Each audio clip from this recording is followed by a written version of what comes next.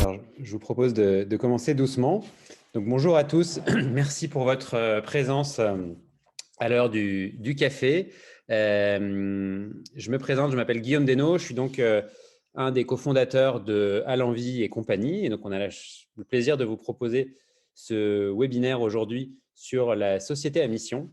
Il va se décomposer un peu en deux temps. On va d'abord faire une présentation avec Vivien, donc chacun à notre tour, de quelques éléments qu'on va faire pas trop long pour laisser un temps de questions et d'interaction important.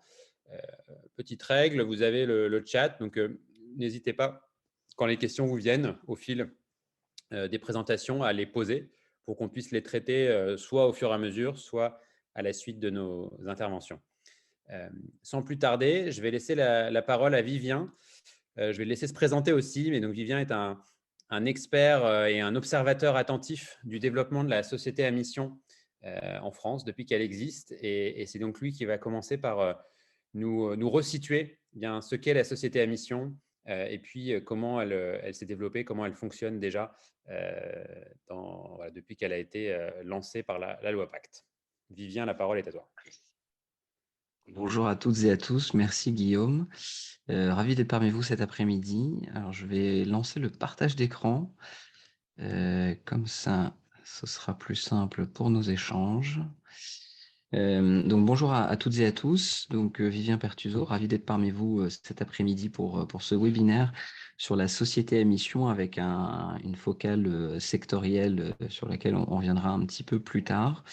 Donc en quelques mots, donc je suis le fondateur de la Machine à Sens qui au départ est une newsletter hebdomadaire qui traite de sujets liés à l'entreprise à mission, mais pas exclusivement.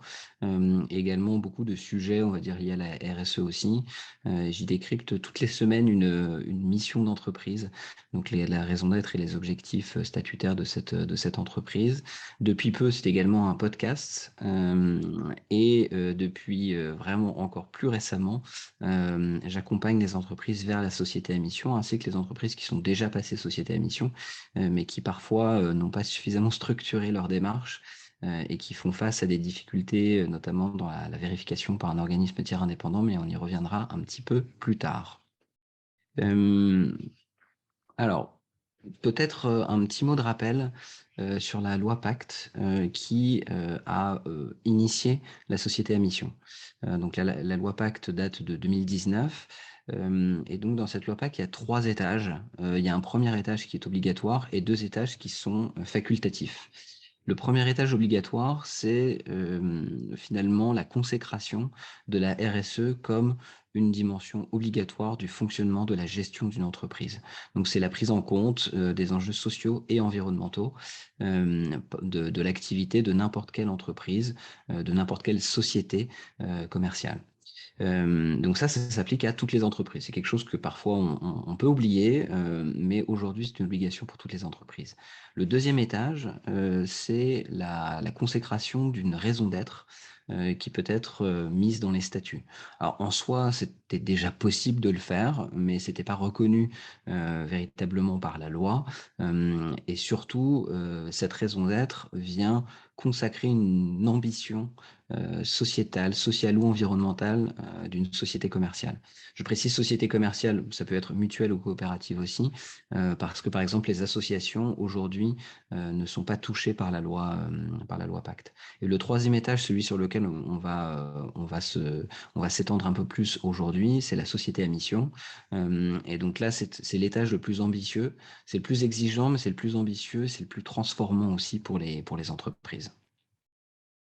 Alors déjà, quelques petits éléments sémantiques, mais qui ont leur importance, parce que quand on parle de société à mission, on entend beaucoup de choses assez différentes. Déjà, la société à mission, ce n'est pas un statut, dans le sens où ça ne remplace pas les statuts juridiques que vos entreprises peuvent aujourd'hui avoir, que ce soit une SARL, une SA, une SAS, peu importe. Vous restez SARL ou SAS, mais vous êtes en plus société à mission. Ce n'est pas non plus un label ou une certification parce que vous n'avez pas un organisme qui vient certifier que vous avez respecté un certain nombre d'étapes pour pouvoir être certifié ou labellisé société à mission. C'est une démarche qui est proactive, donc c'est la société qui décide, l'entreprise qui décide de faire cette étape-là. Et ensuite, il y a un certain nombre d'étapes qui vous amènent à devenir société à mission sur lesquelles je reviendrai dans un instant, mais il n'y a pas d'organisme qui vient vérifier avant de vous donner cette qualité, puisque c'est une qualité juridique. Donc, aucun organisme vient certifier que vous avez suivi toutes les bonnes étapes. Il y a juste une vérification par les tribunaux de commerce, les greffiers du tribunal de commerce, mais j'y reviendrai aussi. Donc, voilà, tout ça pour vous dire que la société à mission ne vient pas remplacer votre statut juridique classique et n'est pas non plus considérée comme une labellisation ou une certification. Et ce sont deux choses qu'on entend assez régulièrement dans la presse ou même de la part de certaines entreprises qui parfois sont passées société à mission d'ailleurs. Alors là, je vous ai mis sur cette slide un petit peu les différentes étapes de manière évidemment théorique. On a l'impression que c'est très séquencé. En réalité, beaucoup de choses peuvent se faire de manière simultanée. Et je pense que Guillaume reviendra avec l'exemple d'Alenvie là-dessus justement. Mais là, c'est vraiment pour vous donner toutes les dimensions qu'il peut y avoir quand on souhaite passer société à mission. La première chose, c'est que quand on passe société à mission, on doit inscrire dans ses statuts une raison d'être et des objectifs. Cette raison d'être doit évidemment incorporer des enjeux sociaux et ou environnementaux.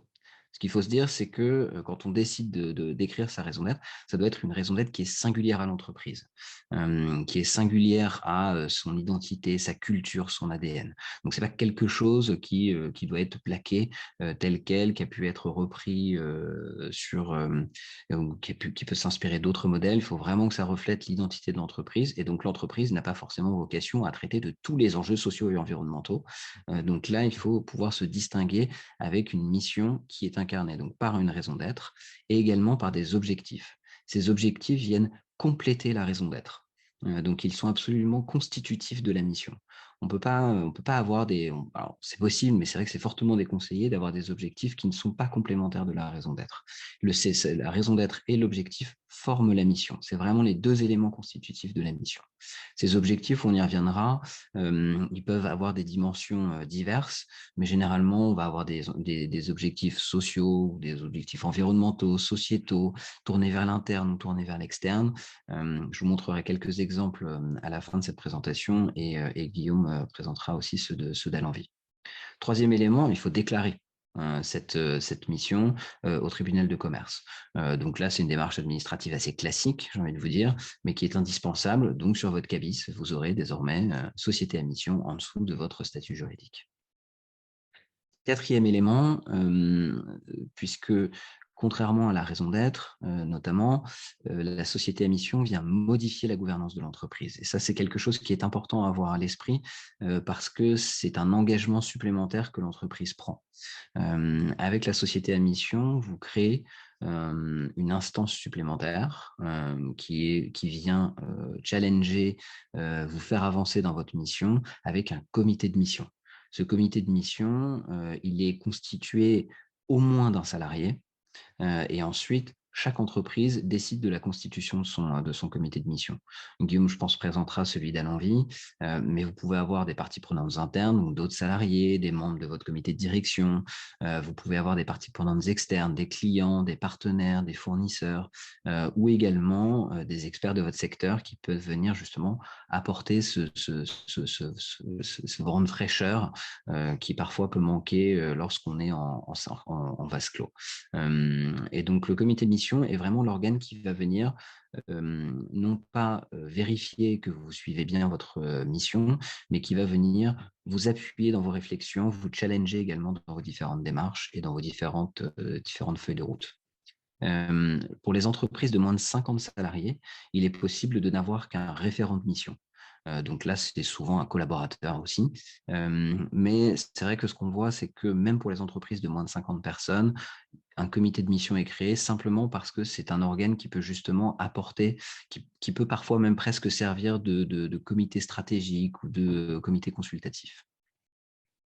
Ensuite, vous devez également établir un certain nombre d'objectifs opérationnels. Ces objectifs opérationnels s'appuient naturellement sur votre raison d'être et vos objectifs statutaires, mais ils sont beaucoup plus précis.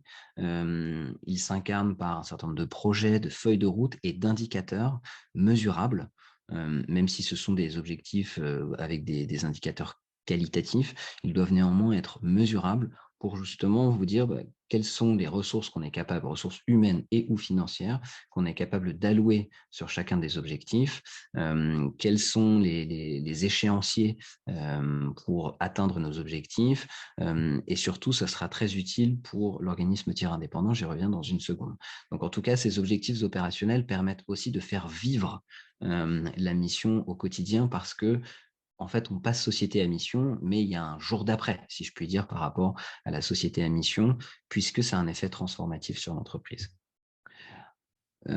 Sixième élément, c'est le rapport de mission. Donc là, le rapport de mission, tous les ans, vous devez publier un rapport de mission qui est un état des lieux de l'avancée de vos objectifs opérationnels plus particulièrement, mais on va dire plus généralement de votre mission.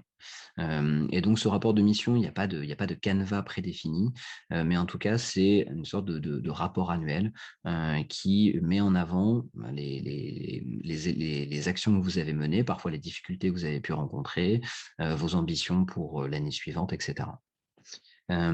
Et enfin, il y a une vérification par un organisme tiers indépendant.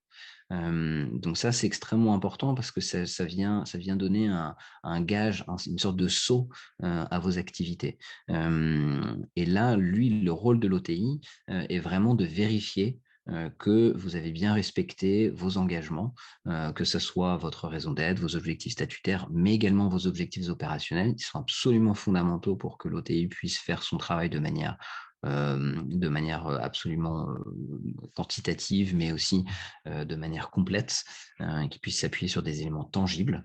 Donc là, ça vient un peu boucler la boucle, si je puis dire, puisque l'OTI a la capacité de valider votre qualité de société à mission, dire vous êtes dans les clous, on valide le fait que vous soyez société à mission, vous respectez vos engagements, mais il peut remettre en question aussi un certain nombre d'engagements qui n'ont pas suffisamment été mis en avant, voire en critiquer certains en disant que les actions menées ont été insuffisantes.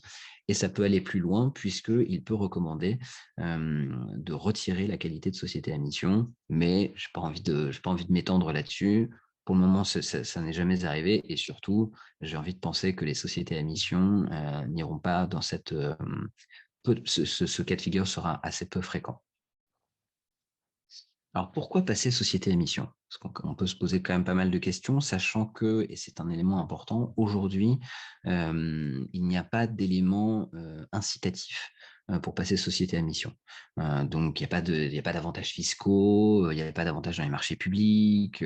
Et donc, certaines entreprises peuvent se poser la question des motivations à passer société à mission.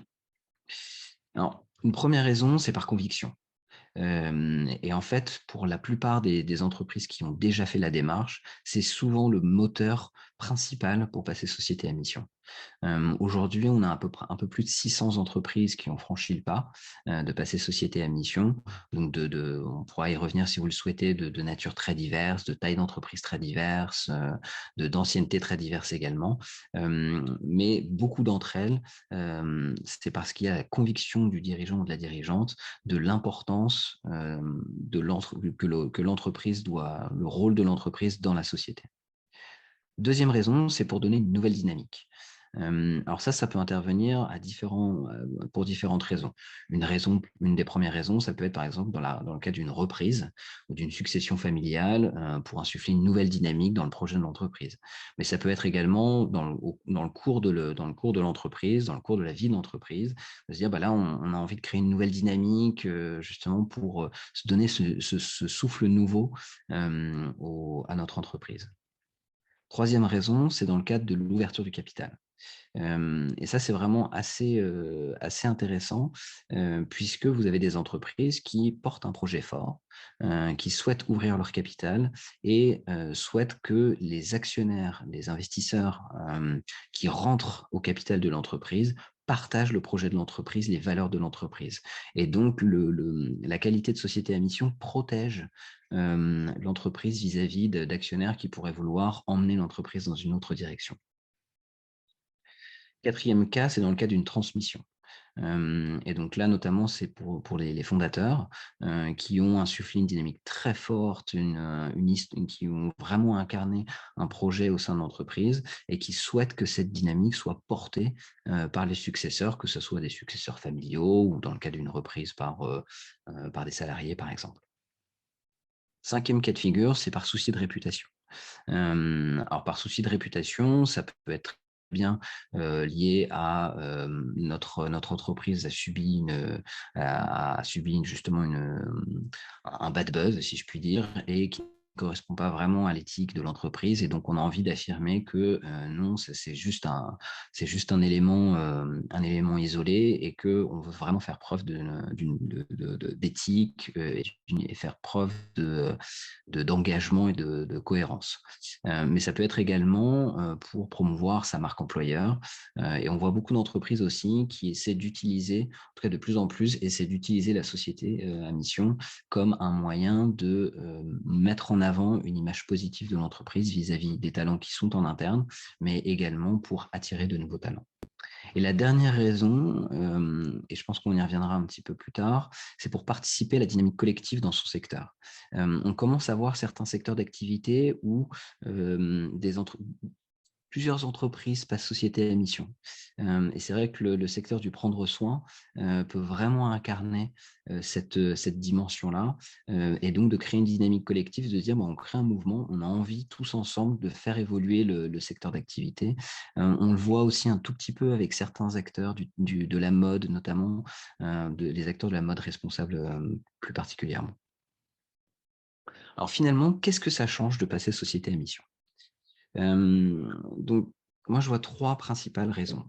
Pas des raisons, mais en tout cas, trois principaux changements à l'intérieur de l'entreprise. Le premier, c'est que ça crée un alignement. Ça crée un alignement avec les attentes de vos parties prenantes, internes et externes. Et donc là, interne, donc dans certains cas de figure, ça peut être les actionnaires, ils sont internes et ou externes, ça dépend des circonstances. Également avec vos équipes, mais ça crée un alignement aussi avec vos parties prenantes externes et en premier lieu vos clients et vos partenaires et fournisseurs. Donc là, il y a vraiment cette idée que en affichant votre mission, tout le monde est d'accord sur la direction à prendre et tout le monde navigue justement dans la même direction avec la même volonté. Et ça, c'est vraiment très important, notamment pour éviter qu'il y ait trop régulièrement des désalignements liés à des intérêts de court terme versus des intérêts de long terme. Deuxième changement, c'est que ça crée de la cohérence entre vos principes, vos valeurs et vos actions. C'est-à-dire qu'à partir du moment où vous passez société à mission, vous devez perpétuellement vous poser la question de est-ce que cette action est cohérente avec notre mission, notre raison d'être, nos objectifs. Et ça crée des situations où vous devez renoncer à certaines actions parce qu'elles ne sont pas cohérentes par rapport à votre mission. Et donc ça, c'est un élément qui est très fort et qui permet aussi, vous, de vous protéger vis-à-vis, par exemple, de vos actionnaires ou d'autres parties prenantes qui pourraient considérer qu'il faut mener telle ou telle action et vous pouvez leur opposer votre mission. Troisième changement, c'est que ça vous projette dans l'avenir. Et ça, c'est un élément qui est vraiment fondamental. La société à mission crée une dynamique d'amélioration continue. Et ça, c'est quelque chose qu'on peut oublier. Mais en fait, c'est de se dire, quand on passe société à mission, en fait, on décide de transformer son entreprise et transformer son entreprise avec toutes ses parties prenantes internes et externes. Alors, je vais vous donner deux exemples d'entreprises qui sont assez qui peuvent vous donner quelques idées qui ne sont pas du secteur du care, pour le coup, volontairement. Le premier, assez emblématique, c'est l'exemple de la Camif. donc distributeurs et producteurs dans l'ameublement. Alors, je ne vais pas revenir sur toutes leurs raisons d'être et tous leurs objectifs, juste pour vous dire que la CAMIF, Emery Jacquia qui en est à la tête, a initié sa réflexion il y a déjà de nombreuses années, donc ils ont un niveau de maturité sur leur mission qui est vraiment très très fort. Et donc là, en tout cas, ce qui est intéressant à avoir à l'esprit dans la mission de la CAMIF, c'est qu'on a vraiment une entreprise qui se dit que la mission doit transformer l'entreprise et avec les collaborateurs, avec les parties prenantes externes et en particulier les clients, mais également les partenaires et les fournisseurs. Et donc, c'est vraiment une entreprise qui se dit, moi, à mon échelle, aujourd'hui, la CAMIF, ce n'est pas une très grande entreprise, hein, on est sur de la grosse PME. On peut jouer un rôle dans la manière dont les gens consomment, dans la manière dont on produit, dans les choix de matériaux, de matières premières, etc. Et donc ça se reflète assez bien dans leur raison d'être et également dans leurs objectifs. Comme vous le voyez, il y a des objectifs qui sont liés à la consommation plus responsable vis-à-vis des clients, d'autres qui sont liés au bassin d'emploi et favoriser l'insertion, l'économie circulaire, etc. Et il faut bien avoir à l'esprit que tous ces objectifs-là ne reflètent pas l'entreprise telle qu'elle est aujourd'hui. Elles reflètent aussi des trajectoires que l'entreprise veut se donner pour demain. Et ça s'est traduit par quelques actions phares. Alors, je ne peux pas toutes les lister, mais quelques actions phares. La première dont on a beaucoup entendu parler, c'est la fermeture du site Internet pendant le Black Friday. Le Black Friday, c'est le jour où il y a un pic d'achat et de consommation pour la vente en ligne. Et donc, la CAMIF a décidé de fermer son site Internet pour justement lutter contre cette surconsommation et donc d'accepter de perdre du chiffre d'affaires. Deuxième action phare, un peu plus récente, c'est l'arrêt de la commercialisation de produits qui sont fabriqués hors d'Europe. C'est une démarche qui est lancée depuis un certain nombre d'années déjà, mais là qui a été véritablement annoncée et officialisée. Et donc ça, c'est aussi un point quand même assez fort, c'est de se dire, il y a certains produits, on va arrêter de les vendre si on ne trouve pas d'alternative en Europe. Donc, par exemple, ils vendaient des micro-ondes. Ils n'ont pas réussi à trouver des micro-ondes qui étaient produits en Europe. Ils ont arrêté de les vendre. Sur les parasols, sur les parasols, ils se sont rendus compte que c'était extrêmement difficile de trouver des fournisseurs en Europe. Ils ont quand même cherché. Ils ont trouvé un fournisseur qui faisait des parasols au Portugal. Mais c'est vrai que globalement, ce qu'ils essaient de faire, c'est de mettre en avant plutôt les PME françaises. Et ça, ils l'ont surtout fait avec le lancement d'une marque propre, donc Camif Édition, où tous les meubles Camif Édition sont 100% made in France. Et donc, ça redynamise certaines filières qui étaient un peu laissées pour compte, notamment dans le textile. Donc là, c'est un exemple d'une entreprise déjà bien avancée dans sa démarche. Deuxième exemple, et j'en terminerai avec cet exemple, c'est l'exemple d'Amicio. Donc Amicio, c'est une ETI dans les centres d'appel. Donc là, je ne rentrerai pas dans les actions phares, c'est plus dans les intentions, parce que ça fait très peu de temps qu'ils sont passés société à mission. Mais je trouve que leur mission peut être assez inspirante aussi pour les acteurs du CARE. Parce que donc, leur raison d'être est très centrée sur l'interne, puisque c'est révéler la noblesse des métiers de la relation client pour les mettre au service de l'homme et de la société. Et donc, c'est de se dire qu'eux ont un métier qui, de l'extérieur, est perçu comme peu noble, justement. On va dire à faible qualification, peu mise en avant. Généralement, ce n'est pas le métier qu'on a envie de faire. Et donc, ils ont véritablement voulu tourner leur mission autour de ça et de se dire qu'il y a un changement de mentalité à créer aussi bien pour des futurs collaborateurs, mais également dans la société de manière plus générale et dans le secteur également. C'est de se dire, d'un point de vue managérial, par exemple, de qualité de vie au travail, il y a énormément de choses à améliorer dans les centres d'appel. Et donc, eux veulent se mettre dans cette dynamique-là, mettre l'humain et également travailler sur le côté durable avec les partenaires et les terroirs. Donc, c'est pour ça qu'ils ont plusieurs implantations tout en France dans des bassins d'emploi qui sont peu valorisés également. Donc ça, c'est un exemple de mission. Donc là, on est plus dans l'intention parce que ça fait quelques semaines qu'ils sont passés société à mission. Mais déjà, il y a énormément de réflexions qui sont mises en avant parce que le poids des mots est très fort. Et par exemple, se dire, est-ce que toutes nos actions sont au service de l'homme? Le dirigeant de l'entreprise me disait il n'y a pas longtemps, en fait, on se rend compte qu'aujourd'hui, ce n'est pas le cas. Et donc, il y a beaucoup de choses qu'on est en train de changer à l'aune de cette raison d'être. Donc, pour conclure et avant de laisser la parole à Guillaume, vraiment, ce que vous pouvez avoir à l'esprit, c'est que la société à mission, c'est quelque chose qui est très vertueux pour l'entreprise parce que ça la met dans une dynamique positive et dans une dynamique d'amélioration continue. Donc, c'est quelque chose qui va venir vous apporter une boussole. C'est une image qu'on entend beaucoup, une boussole que vous pouvez utiliser à tout moment. Et une autre figure que j'aime bien aussi, c'est le fil à plomb. C'est-à-dire que ça vous ancre aussi et que peu importe ce qui peut se passer, vous êtes ancré par rapport à votre raison d'être et vos objectifs pour porter votre mission en interne et en externe. Je vous laisse les différents éléments et vous pouvez retrouver aussi quelques conseils pour vous lancer dans la démarche. Et sur ce, je laisse la parole à Guillaume. Je vois qu'il y a eu des questions, des commentaires aussi. Peut-être que je les prendrai après parce que là, en plein écran, je ne les vois pas. Voilà. Merci beaucoup. Merci beaucoup, Vivien. Pour faire suivre à ce que tu viens de dire, je vais faire un court exposé pour expliquer finalement les motivations d'Alenvie à devenir société à mission et puis vous ouvrir un peu le capot du moteur et vous montrer nous comment on a procédé parce qu'on se dit que ça peut vous intéresser si vous êtes là.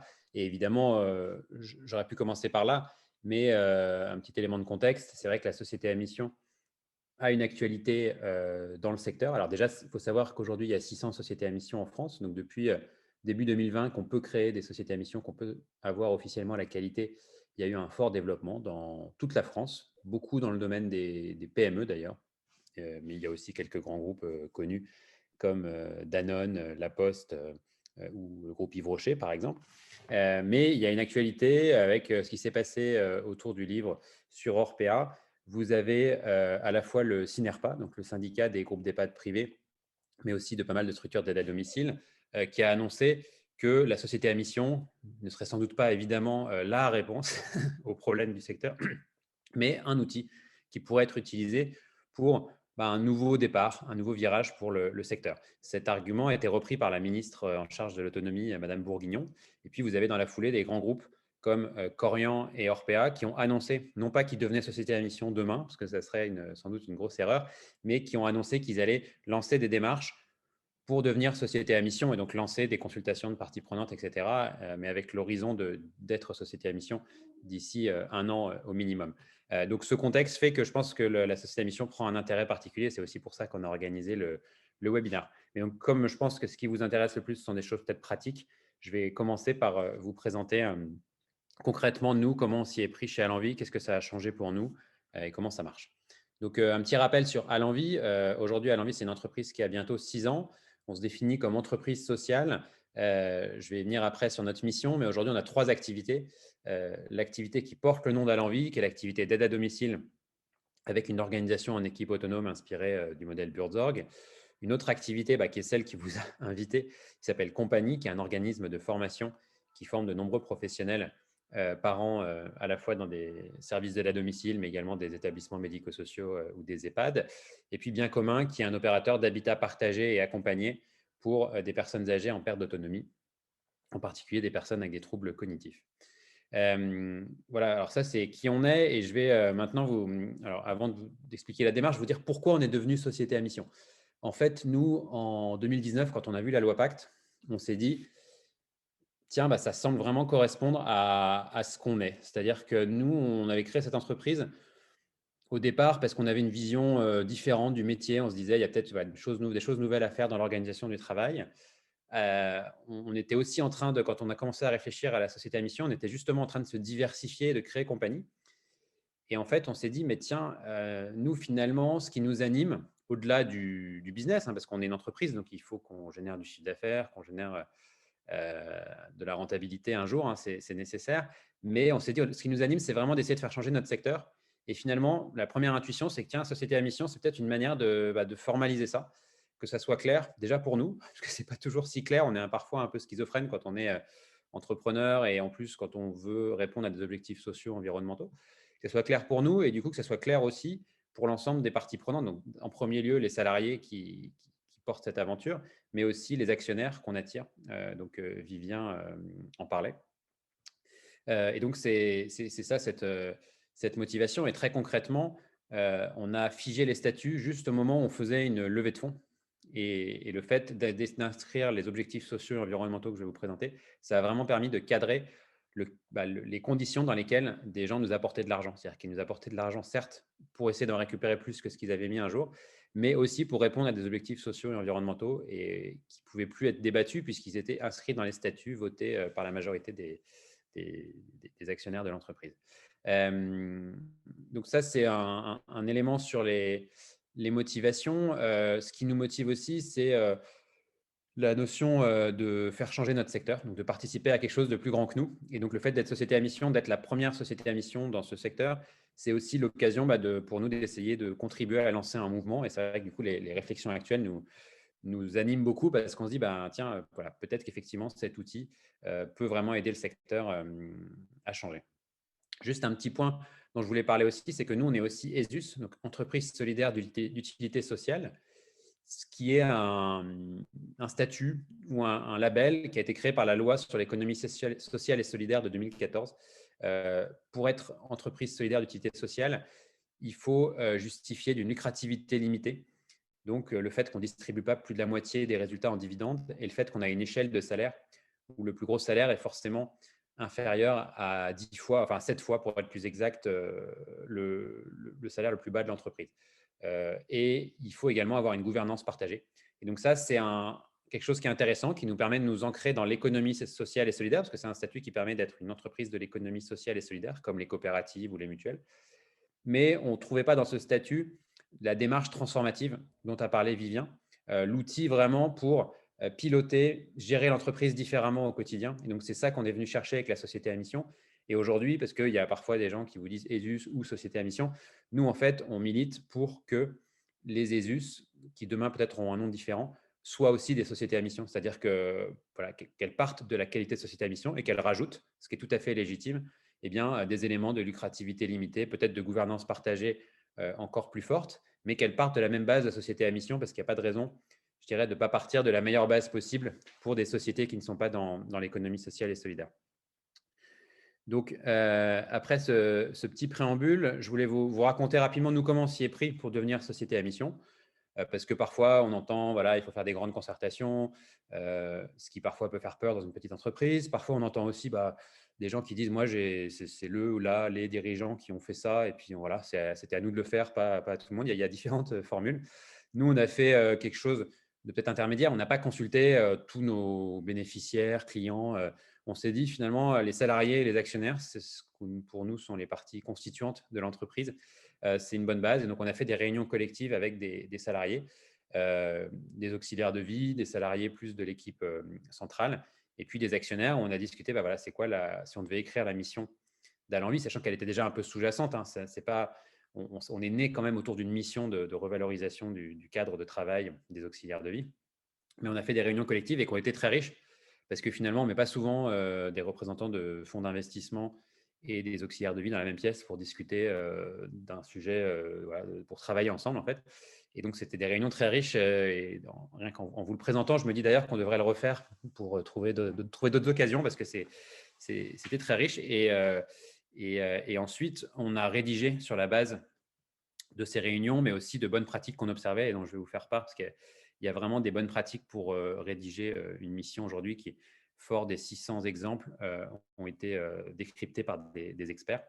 Ensuite, on a mis en place un comité de mission dont je vais vous parler rapidement parce que nous, on a d'abord fait un comité de mission avec une dizaine de membres qui représentaient toutes nos parties prenantes, donc salariés, bénéficiaires, partenaires, aidants familiaux.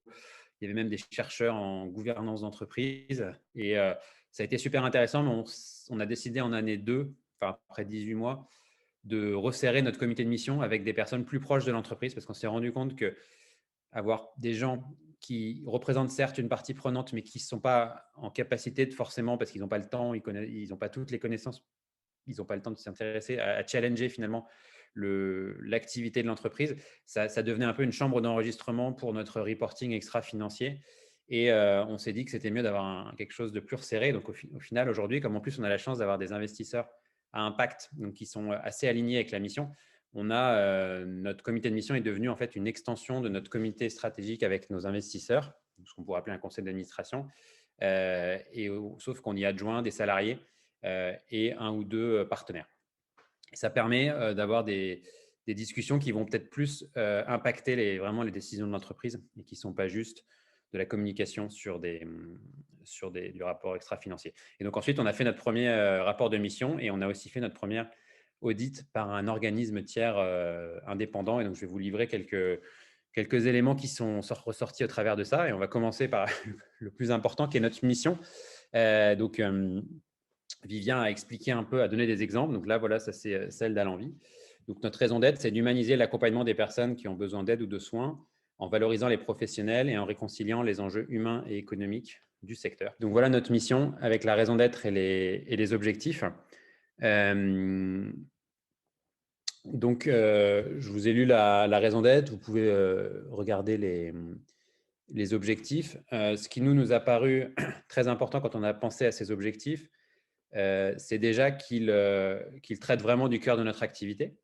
Parce que finalement, si on prend des objectifs qui traitent que la périphérie, on le voit parfois, ça peut être un biais de certaines organisations qui mettent des objectifs qui sont liés à une politique d'achat responsable, mais dans une entreprise qui a 80% de ses coûts qui sont humains et qui ne sont pas de l'achat, en fait, on ne traite pas le cœur du sujet. Ça ne veut pas dire qu'on ne peut pas en avoir un là-dessus, mais il faut en tout cas que certains objectifs concernent vraiment le cœur de l'entreprise. Ça, c'est notre point de vue. Il faut qu'il soit à la fois qui crée une vraie tension. Donc, nous, on a décidé, par exemple, d'avoir un objectif sur l'amélioration des conditions de travail en continu. Ça, c'est un objectif statutaire. Après, il y a des objectifs opérationnels. Mais on s'est dit, finalement, il faut qu'il y ait quand même un engagement dans l'objectif. Donc, améliorer en continu. Alors, ce n'est pas un engagement chiffré parce qu'on n'est pas capable de dire, voilà, dans les 2 ans qui viennent, on va augmenter les salaires de tant de pourcents. Je ne sais pas qui pourrait dire ça. Mais par contre, on s'engage à vraiment ce qui est du mieux chaque année. Et après, on met des objectifs opérationnels au service de ça. Donc, c'est à la fois, c'est un savant équilibre entre s'engager tout en faisant quelque chose qui va être du domaine du statutaire, qui est censé rester des années dans les statuts et non pas être trop précis.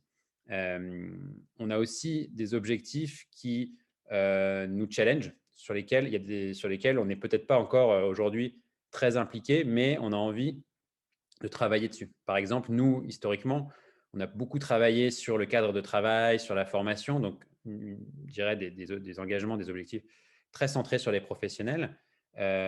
Notre objectif 3, rompre l'isolement social et créer des liens humains, il est tourné aussi vers le bénéficiaire et donc on l'a mis à dessein, pas en se disant, voilà, on va pouvoir mettre des choses qu'on fait déjà, on l'a mis en disant, ça va nous forcer à faire des choses qu'on ne fait pas. Donc, il y a des objectifs qui sont du domaine de mieux faire, mieux verbaliser ce qu'on fait déjà et s'assurer qu'on continue à bien le faire. Et il y a des objectifs qui peuvent être du domaine de la mise en tension, comment s'impliquer sur des sujets dont on sait qu'ils sont importants, mais qui sont peut-être moins spontanément dans notre culture d'entreprise.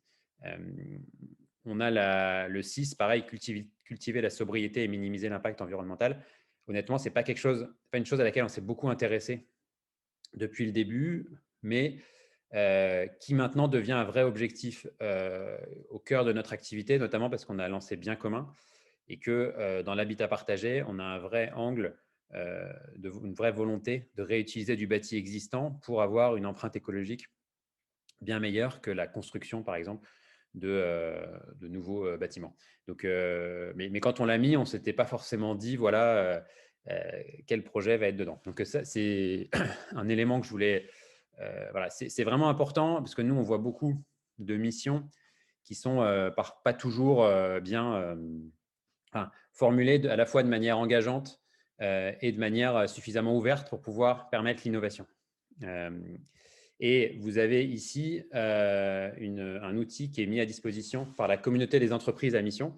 Et il se trouve que je suis dans le bureau de la communauté des entreprises à mission et il y a un site web où vous avez tout un tas de ressources si vous cherchez à vous renseigner sur la société à mission. Et vous avez notamment cette grille qui est la grille d'auto-évaluation de la mission et qui est très utile au moment où on rédige une mission. parce qu'elle vous donne des outils pour, voilà, pour essayer. C'est pas, on ne dit pas il y a la bonne et la mauvaise mission, ce n'est pas binaire, mais il y a des dimensions qui sont intéressantes à regarder. Et Vivien en a déjà un peu parlé, mais vous avez l'idée de la singularité de la mission. Si vous faites une mission qui est juste un objectif de développement durable, a priori, c'est qu'elle n'est pas assez singulière, parce que tout le monde devrait poursuivre cet objectif. Il y a la mobilisation des parties prenantes, donc si votre mission elle est uniquement vis-à-vis de vos actionnaires, a priori, c'est qu'elle ne mobilise pas assez toutes les parties prenantes. L'alignement avec le business model, j'en parle, mais ça, c'est très important. C'est-à-dire que si vous avez une mission qui ne va pas impacter le gros de votre chiffre d'affaires, c'est qu'en fait, vous êtes en train de faire une forme peut-être de responsabilité sociale, environnementale, version 1.0, où on s'assure qu'on fait quelque chose bien dans la périphérie de son activité, mais pas dans le cœur de l'activité. La contribution sociétale qui doit pouvoir être formulée, et également l'ambition d'innovation qui est fondamentale, parce que la société à mission, ce n'est pas un cadre pour dire voilà ce que je fais à l'instant T, regardez comme c'est bien. C'est un cadre pour dire comment je m'assure que dans les prochaines années, eh bien, mon entreprise, qui est avant tout, avant d'être un véhicule financier, est un cadre pour l'action collective, pour l'innovation. Comment je m'assure que cette innovation va être maximisée et avec un impact sur tout l'intérêt collectif, donc aussi bien les salariés, les bénéficiaires, les partenaires, la société dans son ensemble. Et donc, pour vous montrer aussi comment, jusqu'où on va après, Vivien parlait des objectifs opérationnels. Ça, c'est un peu un cadre qui a été fait par Alain, qui est dans la salle virtuelle, qui est notre organisme tiers indépendant. Donc, c'est justement ça ce qu'on nous… Quand Alain et Schnapper, notre organisme tiers indépendant, via le cabinet Saint-Front, qui est son employeur, enfin son partenaire pour ça, quand il est venu, il a appliqué cette grille à notre mission, et en regardant ce qu'il y avait dans notre rapport de mission et aussi ce qu'on faisait au quotidien dans notre gestion de l'entreprise, pour essayer de voir si au service des objectifs statutaires que je vous ai présentés, il y avait aussi des objectifs opérationnels. Et est-ce que ces objectifs opérationnels étaient sous-tendus par des preuves qui peuvent être des indicateurs, mais qui peuvent être aussi des preuves de moyens, des actions entreprises, etc. Et si je rentre dans ce niveau de détail, ça va j'espère peut-être vous éclairer un peu, mais par exemple, l'amélioration continue des conditions de travail. Chez nous, vous avez des indicateurs, des objectifs qu'on se fixe. Alors, plus ou moins, pour être très honnête, nous, les premières années, on a avant tout fait un travail de définir ce qu'on allait mesurer ou ce qu'on allait apporter comme preuve au service des objectifs statutaires. On n'a pas toujours défini des objectifs chiffrés ou des objectifs par année opérationnels en se disant on va être là à la fin de l'année. Par contre, on a mesuré en continu et ça nous a déjà beaucoup changé le prisme sur notre activité, parce que finalement, au lieu de regarder tous les trimestres avec nos investisseurs le compte de résultats, eh ben, on regarde des indicateurs sur l'ensemble de ces éléments. Et donc, sur les conditions de travail, on va regarder par exemple le taux de temps plein chez nos salariés, on va regarder le taux d'absentéisme, mais de manière très fréquente. On va regarder également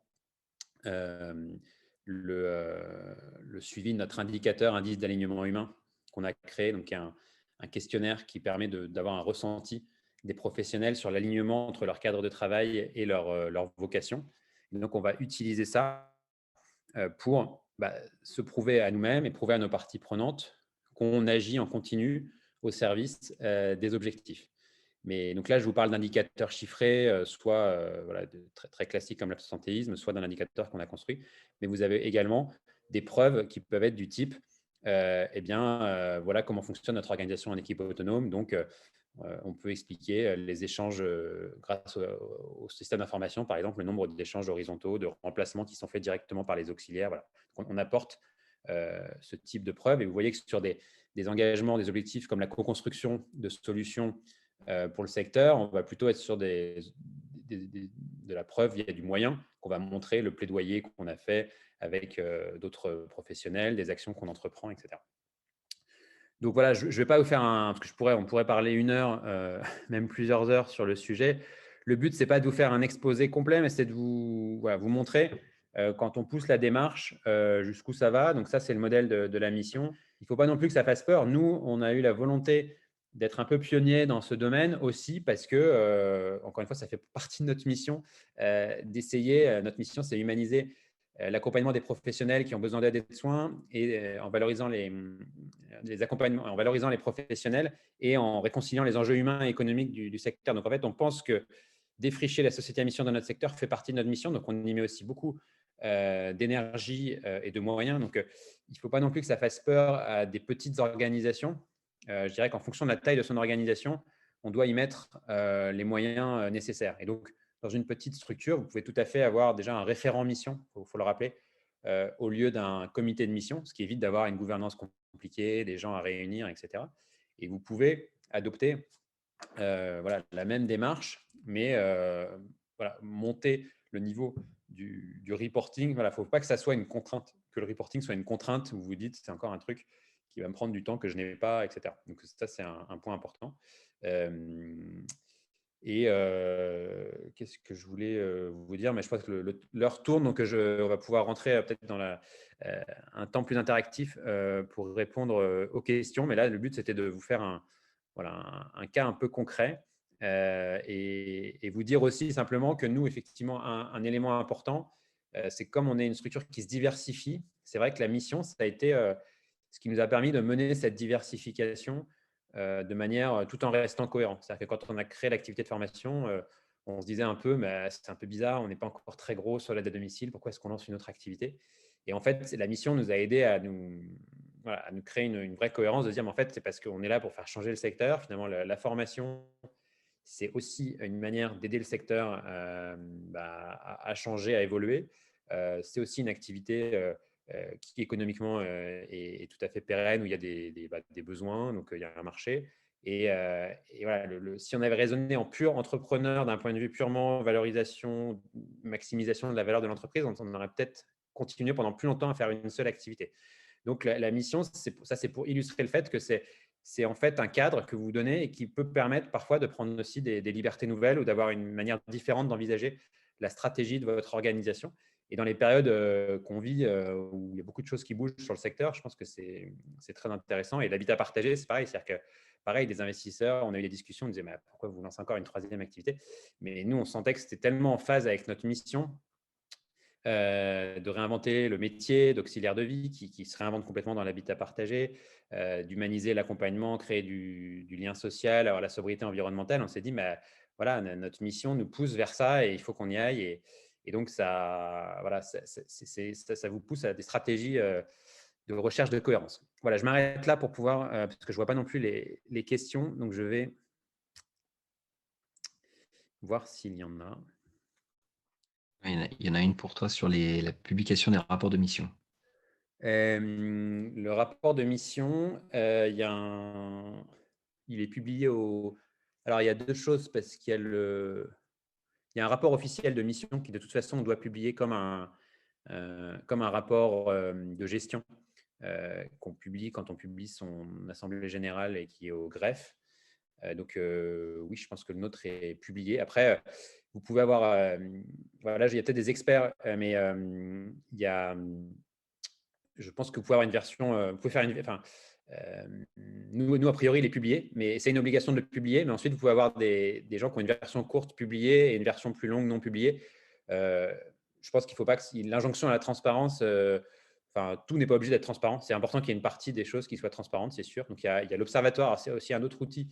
Si vous allez sur le site de la communauté, vous avez l'Observatoire des sociétés à mission, où vous retrouverez beaucoup de raisons d'être objectifs et aussi des rapports de mission qui seront dessus. Mais oui, évidemment, la société à mission, c'est quand même une logique de transparence parce que l'idée d'avoir une mission définie, c'est aussi de la partager avec les autres et de pouvoir comparer les missions des différentes organisations, y compris dans un secteur, et voir qui fait quoi et de comparer les résultats. Est-ce que vous utilisez pour les recrutements? Oui, clairement, je ne l'ai pas mentionné, mais nous, la mission est un élément clé de recrutement. Alors, chez les auxiliaires de vie, on va dire que nous, là, il y a une déclinaison un peu de la mission qu'on appelle la charte d'envie, qui est quand même une déclinaison plus terrain, où on raconte plus une charte de valeurs, de culturelle, de la manière dont on travaille chez Alenvie, mais en fait, elle est totalement alignée avec notre mission. Ça va plus être ça l'outil qu'on va communiquer au recrutement, qui va être utilisé dans des ateliers dès que les gens arrivent dans l'organisation. Maintenant, dans l'équipe siège ou l'équipe, par exemple, des gens qui travaillent chez Compagnie, que certains d'entre vous connaissent, clairement, la mission, c'est la première chose quasiment c'est la première phrase qui va être prononcée lors de l'entretien de recrutement. Et c'est un élément clé. Et il y a également une adhésion forte. Nous, alors, il n'y a pas forcément d'indicateur pour ça, mais ce qui nous plaît beaucoup, c'est quand on entend d'un seul coup la raison d'être sortir au milieu d'une réunion. Et c'est déjà arrivé quand on a lancé, par exemple, l'app Compagnie de formation que certains d'entre vous connaissent, où il y a beaucoup de contenu gratuit. Quand on s'est posé la question, est-ce que les contenus doivent être gratuits ou est-ce qu'ils devraient être payants ou quels contenus doivent être gratuits? En fait, la question de dire une partie des contenus qu'on a déjà à notre disposition, finalement, pour lequel il n'y a pas de coût marginal pour le mettre à disposition, une partie d'entre eux doivent être gratuits s'ils permettent de former un maximum de gens. Cette question, elle a été tranchée finalement avec la raison d'être qui est arrivée dans la réunion qu'une collègue a prononcée. Alors qu'on aurait pu faire plein de savants calculs pour savoir si c'était plus rentable d'avoir une offre gratuite dont une partie des gens vont peut-être un jour devenir clients ou une offre 100% payante. Mais on n'a même pas fait ces calculs, on a préféré faire un choix par rapport à la mission. Je rajouterais peut-être, Guillaume, là-dessus. Ce qui est important, c'est que c'est sûr qu'une raison d'être et des objectifs ne peuvent pas parler de la même manière à tout le monde. Donc, il faut forcément adapter un petit peu le discours en fonction de la réalité terrain de chaque personne. C'est sûr que une direction générale, comprendra beaucoup plus facilement, ou un membre CODIR comprendra beaucoup plus facilement la raison d'être et les objectifs parce qu'on aura une vision globale. Un opérationnel, il faut que cette raison d'être et ses objectifs puissent lui parler. Et pour que ça lui parle, il faut qu'il y ait un travail qui soit fait par l'entreprise. C'est pas au collaborateur ou à la collaboratrice de faire ce travail-là. C'est à l'entreprise de traduire dans des termes que cette personne peut comprendre par rapport à sa réalité, comment ça impacte son travail au quotidien et comment cette personne peut participer à cette dynamique collective. Et je vais répondre sur le partage des indicateurs.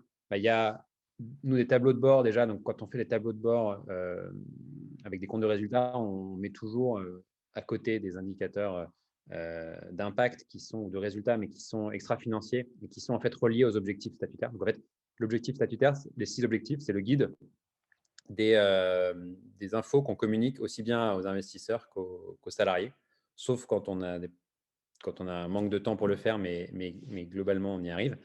Ça, c'est le premier point. Et ensuite, on a aussi alors un référent mission, un salarié par activité. Donc, chez Compagnie, par exemple, il y a Romain qui est référent mission, qui vient au comité de mission et qui anime, qui est chargé dans l'entreprise d'être un peu celui qui, dans l'entreprise Compagnie, de suivre l'exécution de la mission. Il organise aussi des ateliers de sensibilisation à la mission pour ses collègues. Donc, c'est ça ça passe par des gens, en fait, comme donc des gens spécialement impliqués. Donc, c'est fédéré en interne des ambassadeurs autour de la mission. Pardon. Et ensuite, à combien de temps et argent vous évaluez l'investissement? Question de Pablo, pour devenir société à mission. J'aurais du mal à apporter une réponse claire parce que je pense que ça dépend vraiment de la taille. Chez nous, très honnêtement, c'était tellement sous-jacent et il y avait tellement de motivation qu'en fait, pour moi, c'est presque un plus parce que quand on fait une réunion autour de la mission, c'est autant du team building et c'est du temps gagné parce qu'on se remotive, on se remet les idées au clair, on se réaligne. Donc, moi, je ne le vois même pas comme un coût, je le vois comme un investissement, enfin quelque chose de normal. Après, là où il y a un coût, c'est effectivement le reporting. Quand on veut le faire, avoir des nouveaux indicateurs, forcément, ça peut prendre du temps et donc de l'argent. Mais encore une fois, faut pas, on n'est pas obligé de se fixer des ambitions délirantes. La société à mission, c'est avant tout un cadre d'amélioration continue. Donc, il ne faut pas se dire si je ne suis pas parfait, je ne le fais pas. Par rapport à la démarche de conversion, alors encore une fois, c'est vrai qu'il n'y a pas du tout il n'y a pas un calendrier pour chaque entreprise. Grosso modo, on va dire que la moyenne, c'est autour de 6 mois. 6 mois, ça peut paraître beaucoup, mais en fait, ça permet une chose assez importante, c'est ça permet de faire maturer la raison d'être et les objectifs.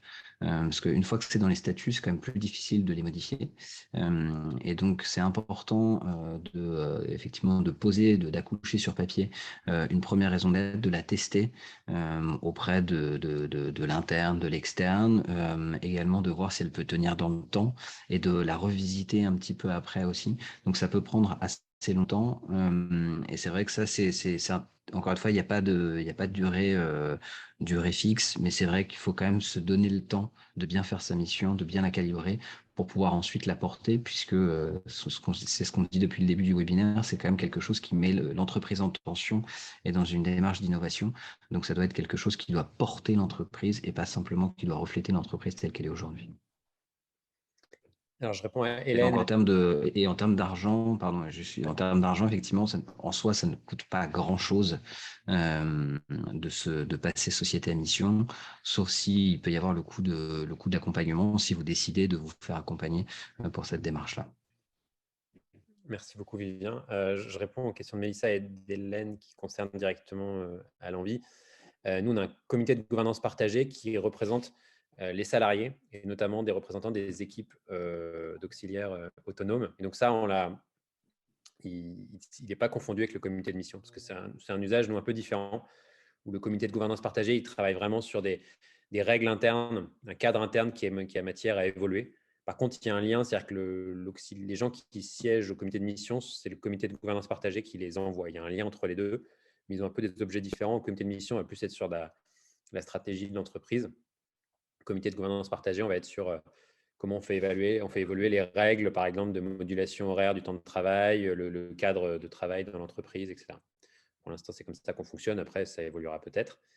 Et enfin, nous, la qualité de société à mission, elle concerne les 3 activités. Donc, c'est, je dirais, à l'envie, chapeau. Et donc, on applique le cadre que je vous ai montré. Il s'applique à compagnie, à l'envie et à bien commun. On n'a pas décidé que chaque structure devait devenir sa propre société à mission. Après, si les entreprises grandissent et qu'à un moment donné, on sent que c'est pertinent, effectivement, ça peut devenir pertinent de définir des raisons d'être et objectifs pour chaque structure. Mais en fait, on s'est posé la question, mais on s'est rendu compte que, ce que je disais un peu tout à l'heure, que ce qui faisait la cohérence entre ces 3 activités, c'était justement la mission. Et que donc, la logique, c'était d'utiliser cette mission justement pour préserver cette forme de cohérence entre ces 3 activités. Je ne sais pas, il est 15h00, pas plus de questions, mais vas-y, Il y pardon. avait juste une toute dernière question. Alors, tu as répondu avec le lien, mais ça peut aussi Oui. intéresser éventuellement d'autres personnes sur les OTI. Parce que donc l'OTI, la manière dont ça se passe, donc c'est pour les entreprises de plus de 50 salariés. La première vérification par un OTI se fait au bout de 18 mois après être passé société à mission et 24 mois pour les entreprises de moins de 50 salariés. Et pour les vérifications suivantes, c'est 2 ans pour les entreprises de plus de 50 salariés et 3 ans pour les entreprises de moins de 50 salariés. Donc, c'est pas une vérification qui se fait de manière annuelle, contrairement au rapport de mission qui, lui, doit être publié de manière annuelle en revanche.